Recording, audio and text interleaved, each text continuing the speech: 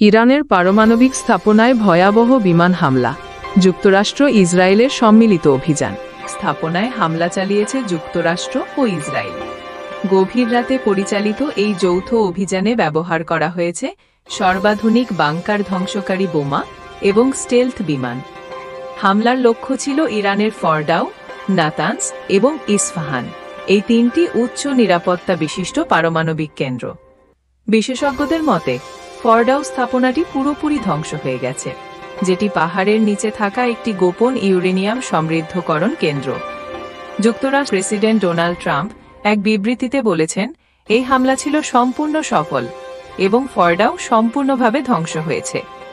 অন্যদিকে ইরান এই হামলাকে যুদ্ধ ঘোষণা হিসেবে বিবেচনা করছে এবং কঠোর প্রতিশোধের হুঁশিয়ারি দিয়েছে। ইরানের পরমাণু সংস্থা জানিয়েছে, এই হামলায় কোনো রেডিয়েশন লিক হয়নি, তবে গুরুত্বপূর্ণ যন্ত্রাংশ ক্ষতিগ্রস্ত হয়েছে। পুনরুদ্ধারে জরুরি দল কাজ শুরু করেছে। এটি মধ্যপ্রাচ্যে এক নতুন যুদ্ধের সূচনা হতে পারে। যদি ইরান প্রতিশোধ নেয়, তাহলে গোটা উপসাগরীয় অঞ্চল উত্তপ্ত হয়ে উঠবে।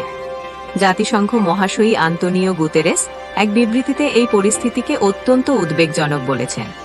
তেলের দাম বেড়েছে এবং আন্তর্জাতিক বিমান চলাচলেও প্রভাব পড়তে শুরু করেছে। বিশ্ব কি আরেকটি যুদ্ধের দিকে এগোচ্ছে? প্রশ্নটা আজ সারা বিশ্বের মানুষের মনে।